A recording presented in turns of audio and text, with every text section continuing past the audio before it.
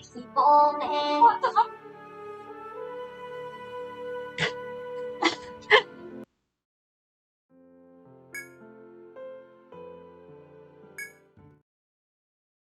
みんなおかえり。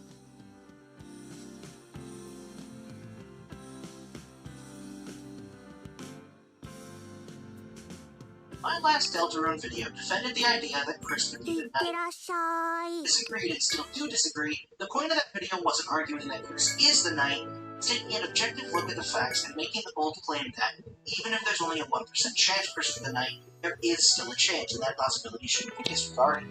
Fortunately, this has opened me up to numerous people thinking I want Chris to be the knight, which isn't the case. I simply feel that just because you don't agree with something doesn't mean you can't be objective in your analysis of it. That being said, there was one part in that video that I keep thinking back on. I describe the possible knight candidates and go over actions we know the knight has done, and I use that information to claim that nobody really makes sense to be the knight besides Chris.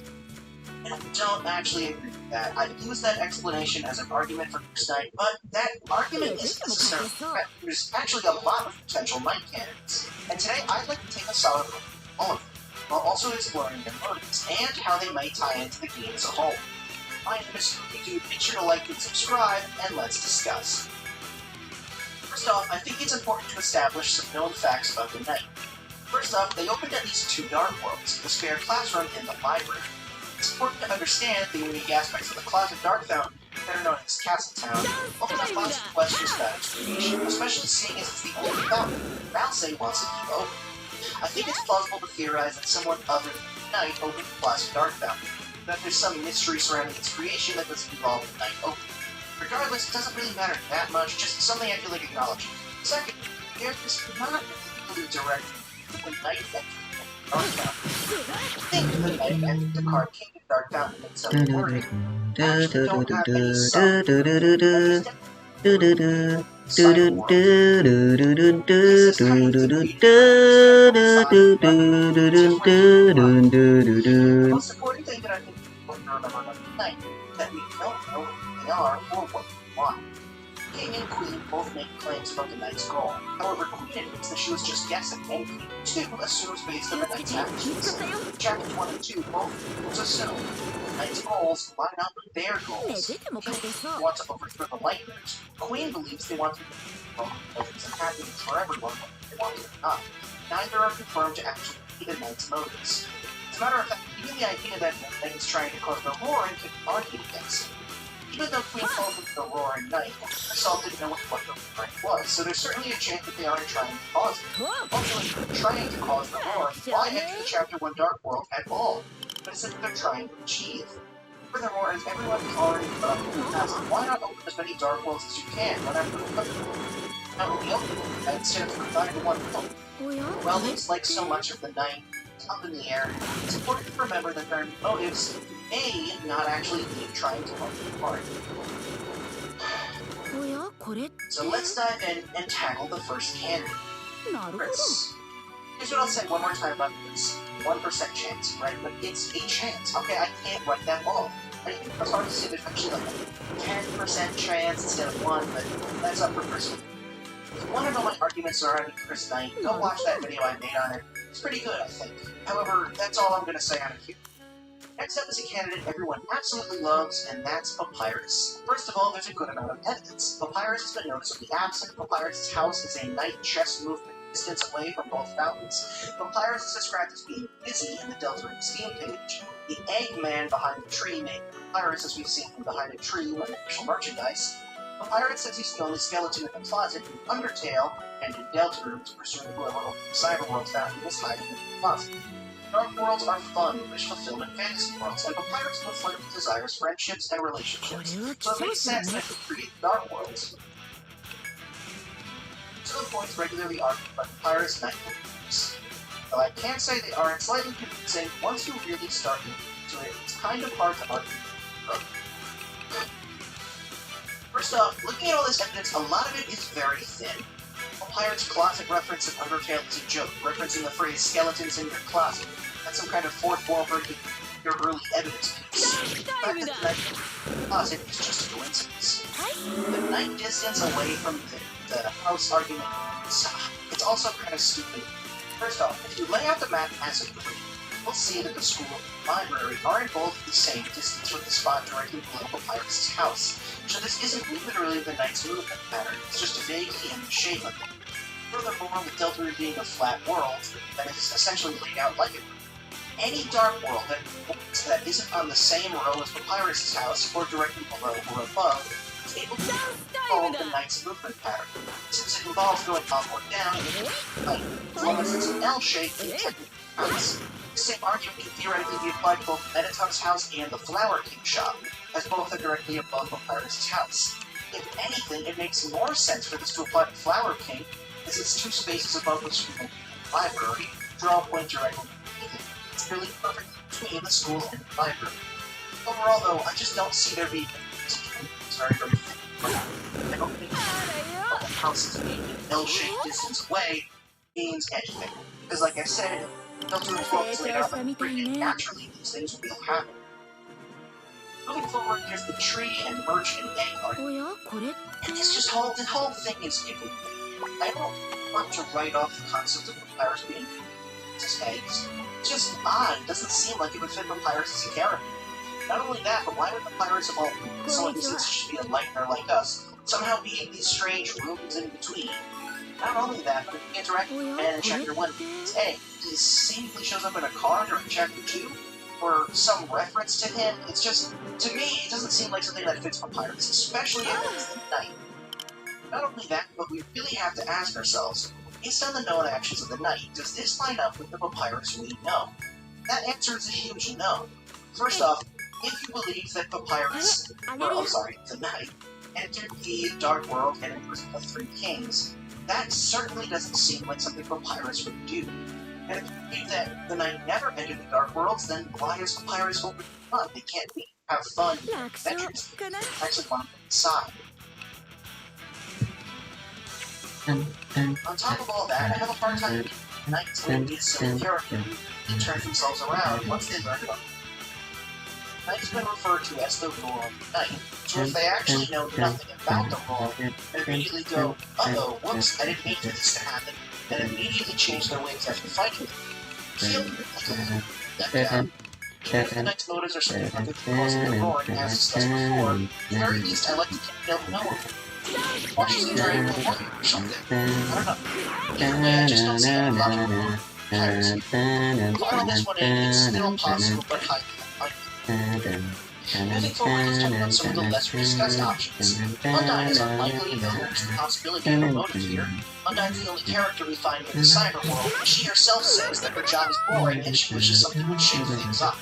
However, she directly lacks the notion of the Dark World, and is most likely the side character of Chapter 3, so I think not only that, Undyne communicates with having now she watched Chris and Susan enter the library, they're about to enter a dangerous Dark World, so Shyren is also a possibility, given mere constant mentions of water, and the still unanswered hints Tony Fox left about Shyren's body. However, she's currently bedridden, and unless her body is the knight, I highly doubt this her. She doesn't seem to have the proper narrative weight to be a character as important as the knight. Now there's Onion Sand, but the same argument goes here. Not really the most important in terms of the narrative, and I just can't see that being the case. Next up is Tori. There's a good argument here in terms of parallels, maybe in the same way Asgore was the last boss of Undertale, Toriel will find herself in the same role. That's really the only thing I can possibly say about this one. I guess you could argue that Toriel's connections to the church land her in the positions of a holy knight, following the mission of the church, which I guess isn't the craziest idea, but I'm gonna say no, it goes against everything we know about her, especially seeing how concerned she is for the well-being of Chris and Susie on numerous occasions. She goes out of her way to ask Albus how Chris is, and asks Susie to call her parents after noticing her tires were slashed, so her being the knight and directly putting her in danger doesn't make more sense. Knowing the abandoned classroom, which nobody's used for a while, then okay, maybe she didn't realize anyone would be in danger. The library is somewhere that's frequented by a lot of people, so I'll count that as really danger.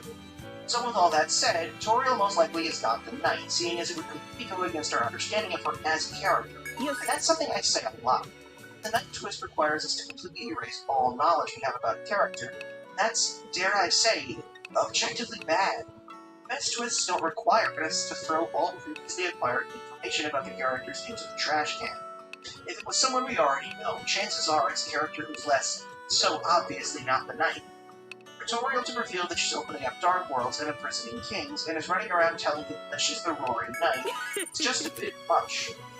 Maybe you could argue that someone like Papyrus makes more sense in this way, seeing as we know nothing about Delta Papyrus, which, yeah, is completely fair. That being said, pretend for 1 second that we already met Papyrus, and he's the exact same as he was in Undertale. It would be really dumb if the big twist was Papyrus was the knight, and he's been lying to you this whole time. Chances are that, yeah, whoever the knight is won't be telling us, hey, I'm the knight, straight off the bat. But like any good murder mystery, the build-up of the character's profile shouldn't entirely be a lie. And that one final truth, see what comes out, shouldn't overwrite everything we previously knew about them. After all, when Asriel was revealed in Undertale, it didn't completely overwrite Flowey as a character. It made sense. It's one truth at the core of his character led us to go, yeah, that makes total sense, and have a better understanding of both Flowey and Asriel as characters. For the Knight movies, if they're a previously introduced character, revealing they're the Knight is most likely going to relate to who they are at the core of their character, what their true motives in this world are. For that to require any character specifically going against what we already know about them, yeah, it just seems highly unlikely. And again, I know that it won't happen because it's bad writing, it's a very important. So keep in mind that even though Yes, it is. likely someone like Toriel would end up being It's a fucking work of fiction. Why wouldn't you want to look through it in the lens of what a writer would believe would constitute as good writing? How is opening up fictional worlds to spend your time with my idea, and maybe you can come up with some loose fantasy things. Good stories and even better writers think about what would make a good story, not what would make sense. Otherwise, the only genre that would exist is fucking slice of life. Alpha's being treated like crap 10 days after Undertale, only for him to end up as the primary antagonist of Deltarune, a kick-ass name like the Roaring Knight. It's a concept I'll admit is awesome. Though based purely on the timeline, I think it's safe to say Alphys is not the main.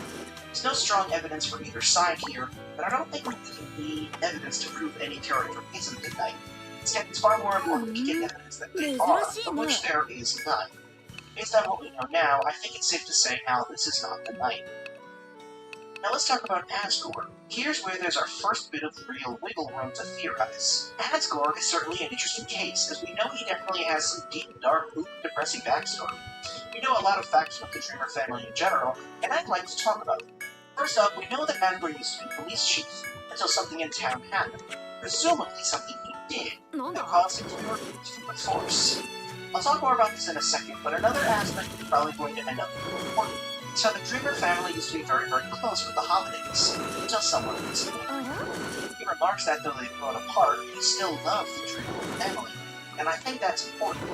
A really continued relationship between the Holidays and the Dreamers is going to be something that's focused on.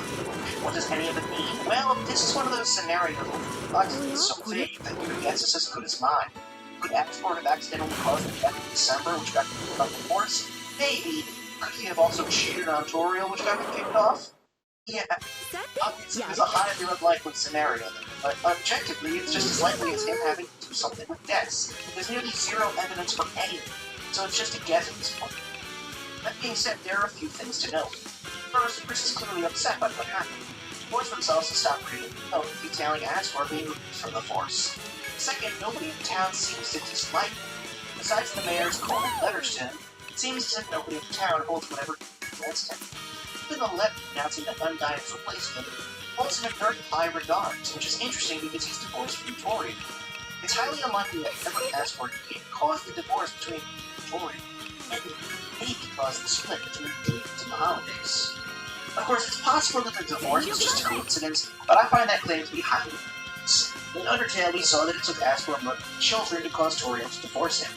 So if Asgore did something that Chris is upset about, nobody holds against him entirely, and Toriel was so upset that they got a divorce, what did he do? I think there's a few good options that fulfill these requirements. First off, there's a chance Asgore killed someone. This is the one I see the most because of the parallels to Undertale.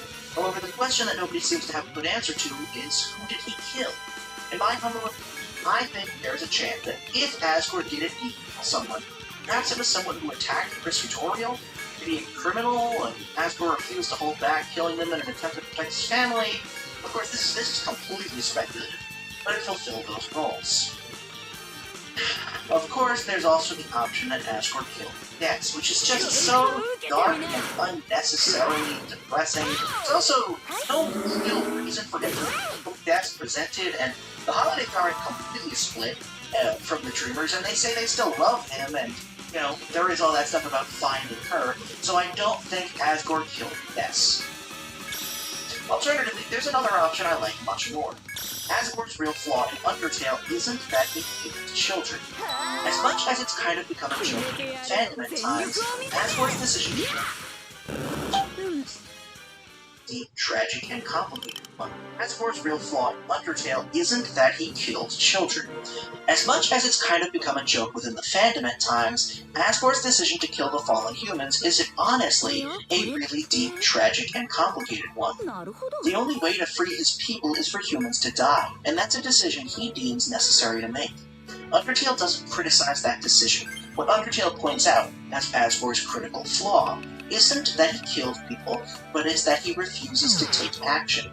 Toriel's main problem with him isn't that he killed people. In her own words, he is a pathetic whelp, because rather than just cross the barrier and kill 7 humans, Asgore decided to make everyone live in misery, hoping that another human never comes. Asgore is criticized as a leader because he's too afraid to do what's right for his people. He desperately hopes that no other humans arrive, and perhaps that same attitude is what caused him to get fired from the force at Deltarune. Maybe he refuses to take action, pathetic and scared to do what needs to be done. Perhaps a tragedy or accident was caused because of it. Of course, here's where that speculation comes back. Did he refuse to take action when it came to something regarding Dex? Perhaps he slacked off when it came to the disappearance of Dex, because he suspected someone in town had done something wrong. Did he let something happen to Chris? We can't say. Regardless, no matter what he did, any potential implications that Asgore's past holds regarding him being the Knight are tied to whatever it is that he did. I've seen theories that he's looking for Dex to escape the guilt of his past, which, sure, is a good idea, but that's only if he somehow has ties to Dex's disappearance. There's simply too many assumptions. Like most other characters, Asgore's absence during all moments in which it's likely a Dark World was created technically caused him to be in the possible category. I think, though, that the same thing that applies to the other characters applies here. Does the evidence in favor of him being the Knight outweigh the fact that by opening up these Dark Worlds, he knows he's putting people in danger? And the answer there is no. There's a hell of a lot of theoretical evidence, but none of it is believable just yet. Now let's get into Alvin. Here's the thing. Out of every character besides Chris, Alvin is the only one with any real evidence pointing towards him being the Knight. Alvin has one line of dialogue that's clearly meant to make you think of the Knight. Despite what you may think, this is the only sentence in the entire game that's tied to a specific character and is referencing or teasing the Knight. The line about the closet fitting a large person? Sure, that teases the Knight, but it's not tied to any specific character. Asgore being fired from the Force? Sure, that's teasing an interesting past for Asgore, but that doesn't tie into the Knight. In Chapter 2, we're introduced to the idea that you can use a weapon to open a Dark World, and we know that both knives and halberds are usable. Because of this, one can imagine that a wide variety of weapons are usable. Alvin's specific comment is, "Were you proud of me, father? And is it right for this hammer to ... These comments specifically point to the idea that Alvin is doing something with a hammer, and since the only thing the game has told us about characters in the Light World using weapons being, you could open a Dark World, this comment is clearly teasing Alvin being the Knight. And, well, there's a good amount of evidence in favor of Alvin Knight. There are 2 very direct pieces of evidence tying Alvin into the Knight. First off, Alvin's comment, questioning if it's right for this hammer to do something. Second, when speaking to Spamton in Chapter 2, he says, speaking of communion, did you know that the Knight, before getting cut off and screaming, "No, I'm sorry, I didn't." For those who don't know, most Christian churches around the world celebrate Holy Communion, also known as the Eucharist. It's usually toward the end of church services and involves people receiving bread and wine, the body and blood of Jesus Christ. Spamton specifically saying the Knight has something to do with communion seems to directly tie Alvin, the town's priest, with the Knight. However, while all this is really good Alvin evidence, Alvin's entire character is directly tied to Gerson, his father, who has his own crazy Knight ties. At one point, Alvin talks about Gerson's book series, The Lord of the Hammer, in which he says, originally a smith by trade, he began writing history and made a turn into telling stories as a means to entertain his children. That such a story, created for such a simple purpose, could blossom into such a large, wonderful, world-changing thing. That's the majesty of words, Chris. This sentence, man, this sentence. I can't help but feel like this is somehow going to be a very important sentence in the long run. This sentence on its own ties Gerson to a bunch of different ideas. The story of creating a story to entertain, only for it to morph into a huge world-changing thing that so many people love, is quite literally the exact thing that happened to Toby Fox. He's spoken before about how he didn't expect Undertale's success, he could have feared Undertale becoming successful, only for it to have a profound impact. In his Tumblr post, retrospective on Undertale's popularity, Toby mentions that he feels stressed out and even powerless about the success of Undertale at times. He says that it's caused so much online discourse that at times he wished he had the ability to stop it from becoming so popular. But he also mentions that Undertale managed to help so many people. People told him that Undertale helped make their lives better, that it inspired them to create their own stories, and this effect even carried over into Toby's personal life, as Undertale's success allowed him to help others in his personal life. Alvin is essentially saying that Gerson's story blew up and became this massive thing. Now, I'm not saying that Gerson-Toby parallels are some super important thing, or that Toby Fox is somehow inserting himself into Delta in the role of a dead turtle.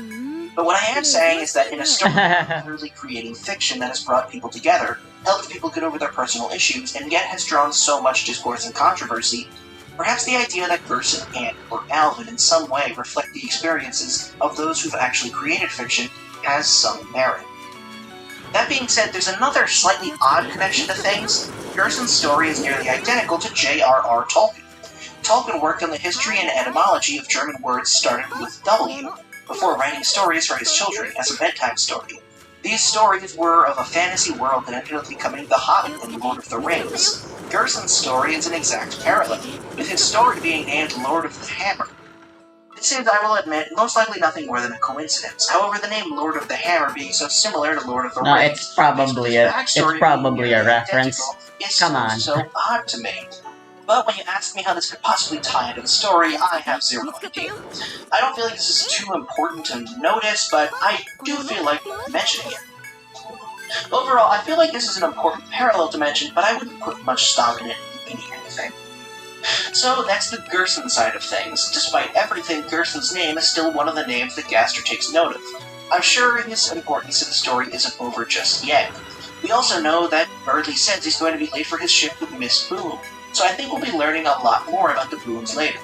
Now, am I suggesting that Gerson is the knight, or is somehow going to come back later in the story? No. Not necessarily. Gerson is, well, dead, and it's very hard for me to imagine a scenario in which he somehow returns from the dead.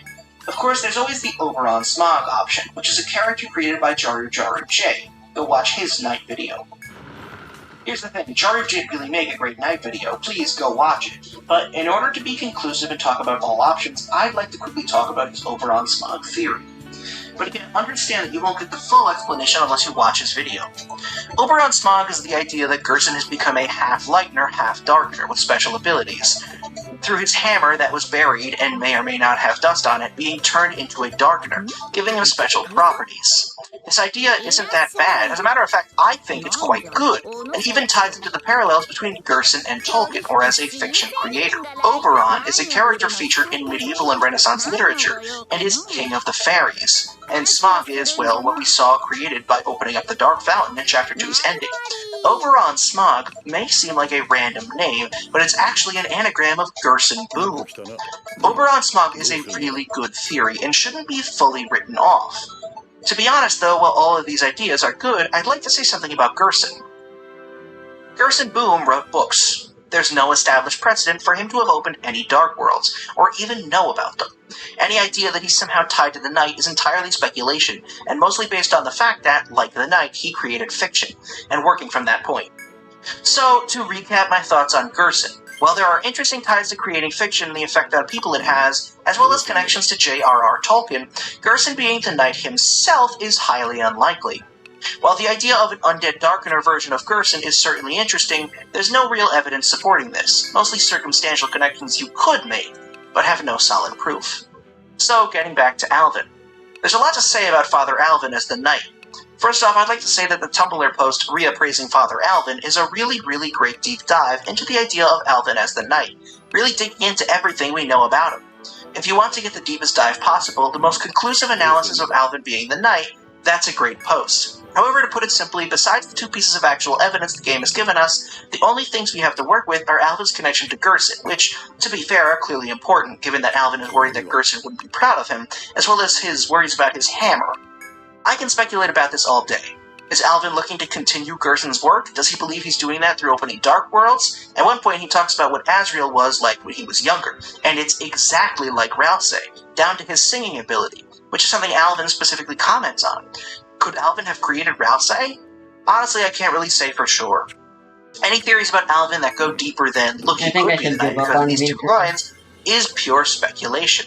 There's also Alvin's connections to the Angel, and the fact that it seems the Delta Warriors are going to banish the Angel's Heaven, which seems like it would directly put Alvin against the heroes. However, this is still too deep and wild speculation to really say, as the Angel, the town's religion, the Angel's Heaven, and even the prophecy themselves are huge mysteries of their own.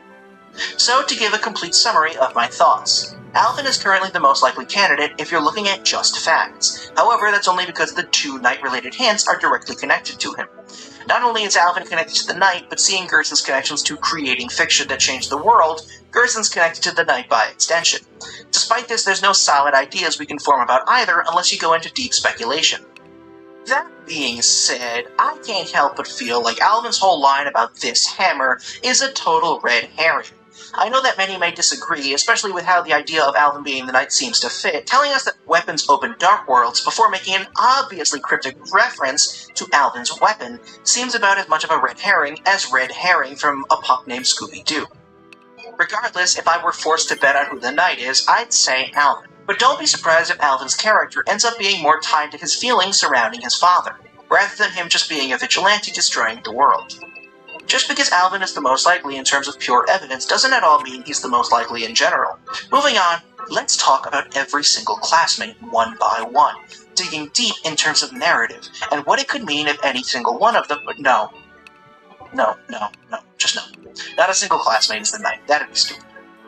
Okay, well how about Noelle? After all, she has a history of erasing traumatic events from her mind. Also, there are clearly elements of the Chapter 2 Dark World that not only are focused on her, but also relate to Des. The baseball moon, the text reading out December, maybe Noelle is the one who's opening these Dark Worlds? And no, that's definitely not the case. For Noelle to have opened multiple Dark Worlds and yet not know what a Dark World is, that would just be a real stretch. So, if it's not Noelle, what if it's December? After all, elements of December popping up in the Dark World points towards her rather than Noelle. And not only that, December is obviously tied to the game's larger story, and she's missing. With the Knight being a mysterious character and Des clearly going to be explored as a concept, perhaps these two are one and the same, with Des going around and opening up Dark Worlds. To be honest with you, just like most other characters besides the random appearance of Des-related objects, there's very little evidence to back this up. As a matter of fact, Des' disappearance or falling into the void depths or whatever the code is, as well as the general gist of December being someone we have to find her, December's website page being oddly removed, to me this screams something more spooky going on with Des.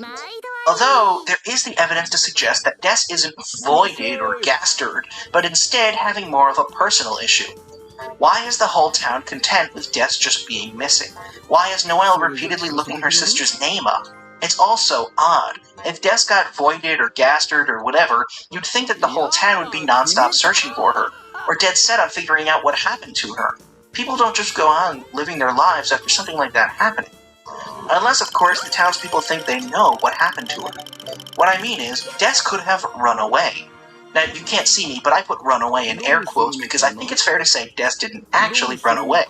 What I mean is, Des clearly got voided, gastered, bunkered, whatever you want to call it, but perhaps based on her relationship with her parents, they thought she ran away.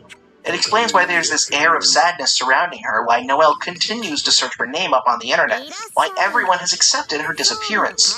After all, everything we learn about Noelle's home life doesn't scream live, laugh, love, or indicate a great relationship between the holidays. That being said, and this is pure speculation, I think there's a much deeper story behind Des' disappearance, and I wouldn't be surprised if Chris and Asriel were somehow involved, but that's a story for another day. So while Des certainly could make sense, and she's clearly story important, and being the knight clearly, easily, very simply gives her that importance, everything surrounding her indicates something much darker and deeper, and she doesn't seem like the kind of person to try and cause the end of the world. I personally believe she's going to be tied to the end of the game.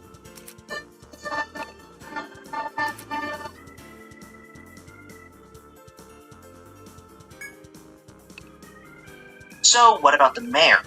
After all, Mayor Holiday is said to be cold, is always very busy, and is probably still destroyed after the loss of her daughter, Des. Lots of people think that Mayor Holiday, who, by the way, I think will be named Clarice, seeing that her husband is Rudolph, is looking for her daughter in the Dark Worlds, is looking for Des in the Dark Worlds. I can't speak for that specific idea, but the one thing that makes me think there's a chance of her being the knight is how she's been built up in a very similar way to Asgore. Toby's been peppering in plenty of hints regarding the mayor being an antagonistic force who's most likely going to end up against the Fun Gang at some point. Maybe not in a literal sense like a boss fight, but still as an antagonistic force. But humor me for 1 second.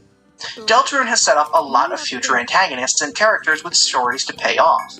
Gaster is quite obviously going to be important to the endgame as well as the Titans, but the only other character, as far as I can remember, who's been set up as an antagonist is the mayor. Even though she's not a hard antagonist, she's the only one who's been set up who is actively hurting the main characters, even though it's emotionally, and we can figure that she'll probably end up changing her ways or learning to be better by the end.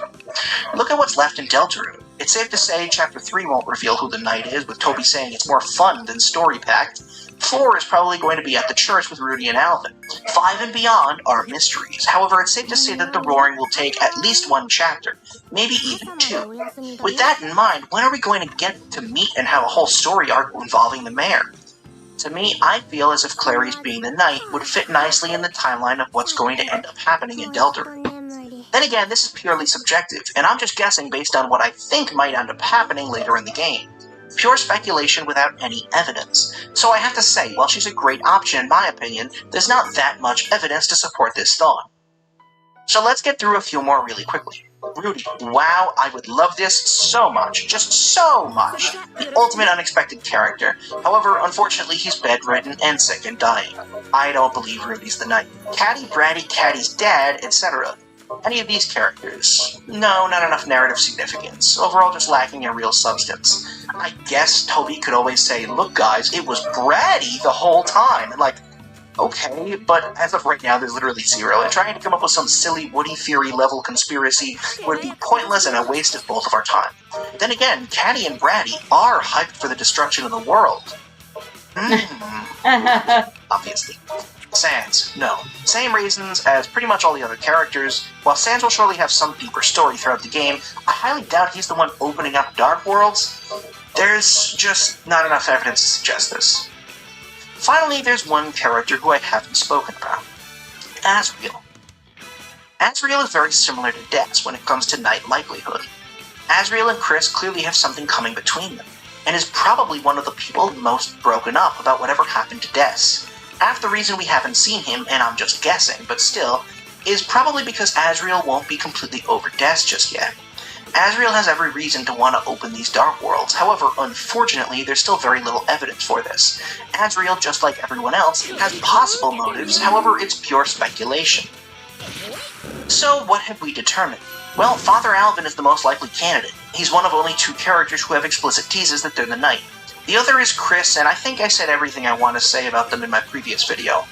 If they're the knight, I think it would solve most problems with the knight as a character, and making their motives the main mystery rather than their identity is far more interesting in my opinion. Okay, I'll stop talking about it. Of course, Clarice, or Mayor Holiday, is a likely candidate based solely on how the game has handled her as a character, although with no real evidence, there's nothing really to back this statement up. All this being said, I'd like to throw one more idea out there. One thing that's bothered me about the knight this entire time is the idea that making the question of who's the Roaring Knight a big whodunit requires the Roaring Knight as a character to be an antagonist with believable motives. If the knight is a character who's doing it because it's fun and quickly changes their mind once the specifics of what they're doing is explained to them, it would be a really disappointing reveal. You've never had a murder mystery where the murderer is revealed and he says, oh, it was an accident, and everybody forgives him. That's kind of stupid. And so struggling to believe that any character who's already been met by the Fun Gang is the Knight is something I can completely understand. No character is an established liar, and none of them besides Alvin and Chris have anything to do with the Knight. That being said, even if it is Alvin, does Alvin really want to cause the roaring?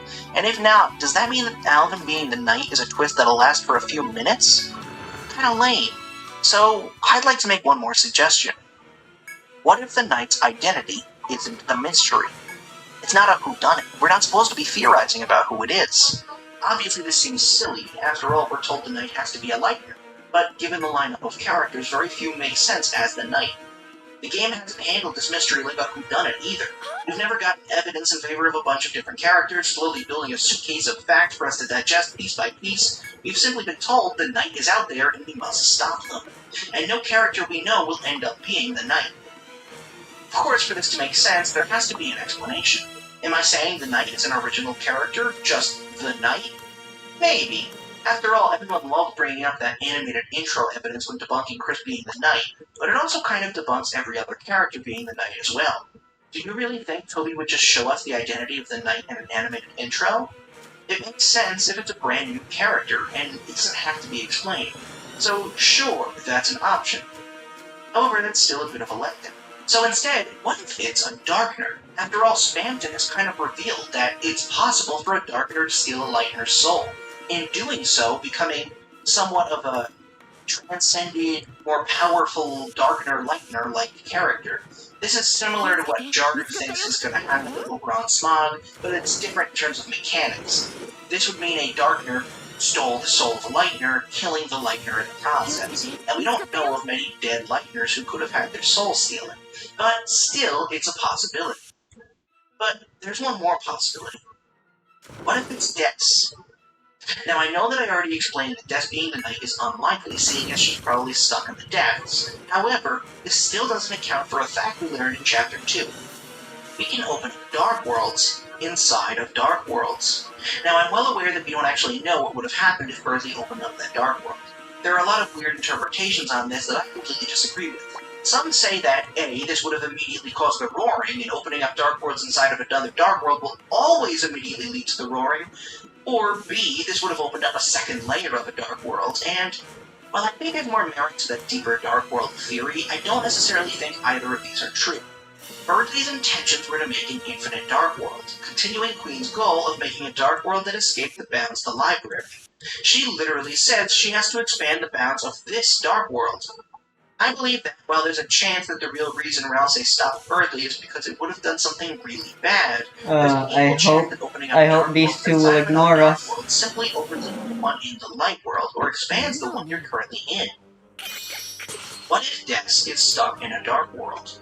Or in that deeper layer dark world so many people think? Come to think of it, Shaw mentions you don't want to get caught when the sun goes down. What does that mean? It seems to me like this is foreshadowing something that may happen during the night in this dark world. Perhaps the comment about going darker than dark is specifically referencing what happens when you're in a dark world at night, or during a time when it's pitch blackout. Perhaps this is what happened to Des. She was in a dark world. Day turned to night. She was not able to escape. Perhaps Des is opening up these dark worlds specifically so that we can find her. After all, there's a logical reason for the night to tie into the story to be opening these dark worlds without evil intentions, and if you want to tie it into my theory about Gassner,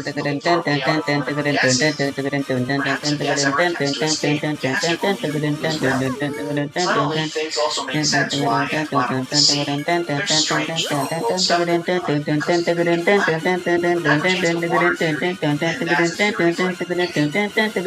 Well, I hope you enjoyed this video. I really enjoyed making it. I'll be making some more videos super soon, some smaller ones that I've actually teased on Twitter, and I've been working on some pretty big ones. Another thing, you guys have been sending me all those theories to spookynewertheories@gmail.com, and I haven't reviewed any of them. I promise you there's a good... Hello. Okay, Taka.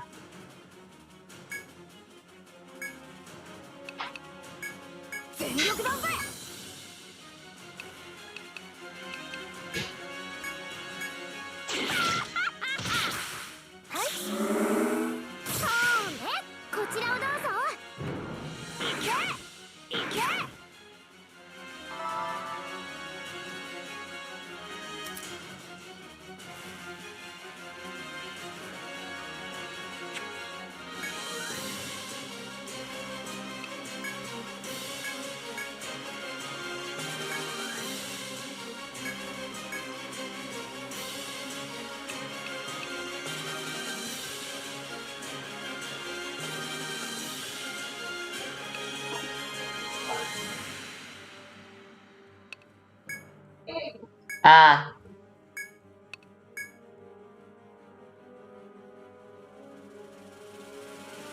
Ano pa?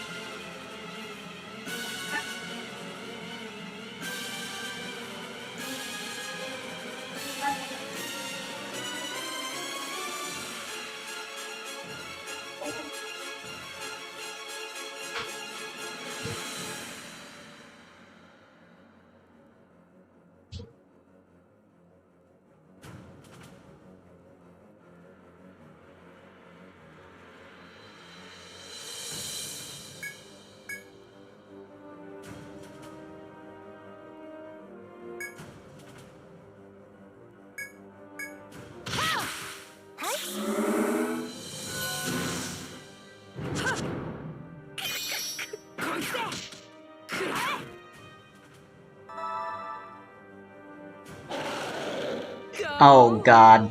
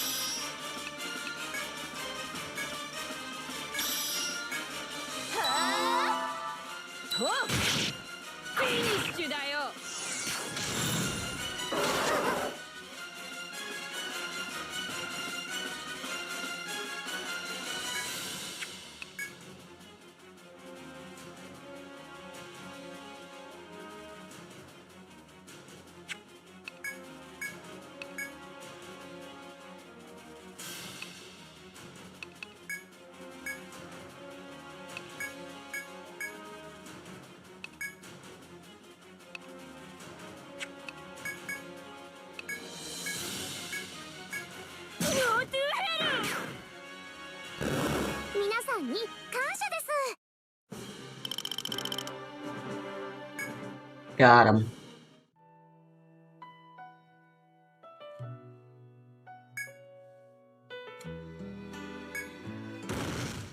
And then a surprise boss. And I wanna see what happens if you lose to this guy.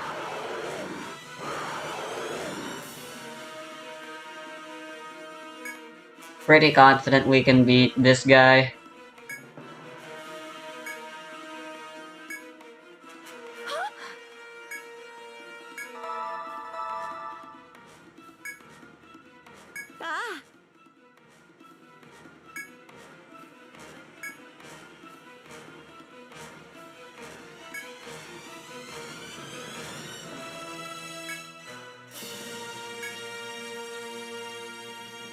No, it doesn't say there's an alternate ending, it just says you could potentially soft lock yourself here if you're not careful. Alright.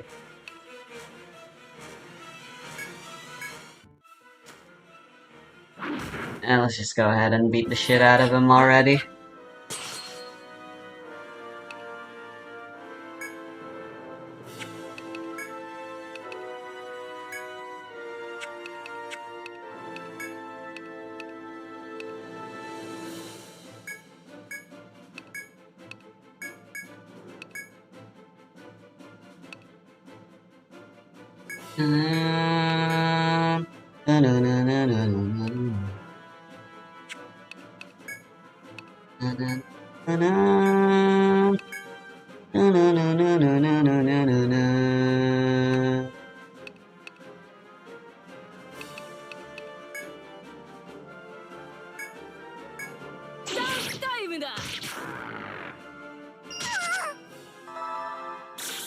Headbind.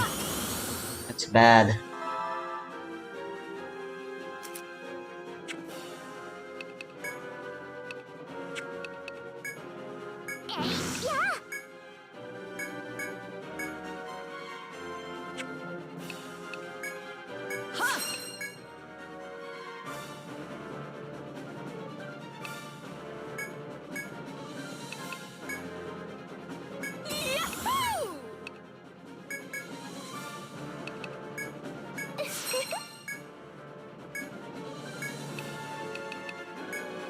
全力だぜ。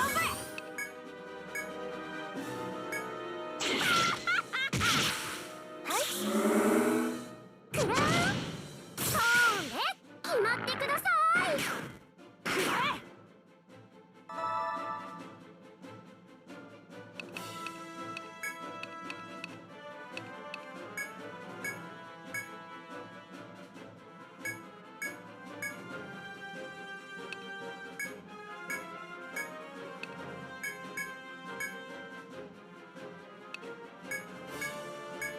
ダンスタイムだ。くらえ。はあ。ほれ。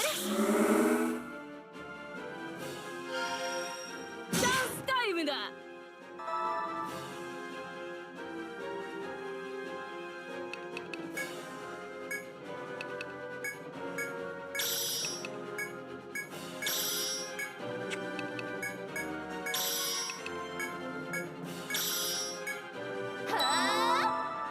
と決めてやるよ。全力を見せてやる。Woo! 成長したみたいね。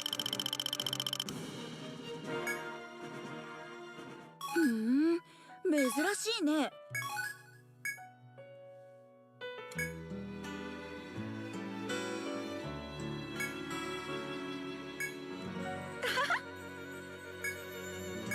ん？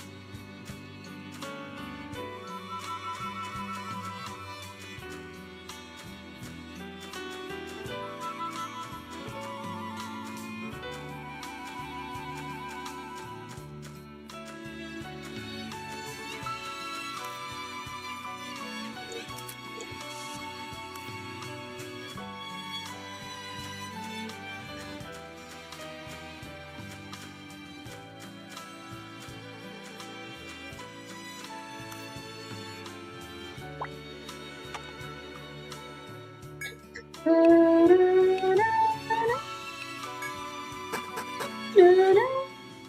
お。ありがとう。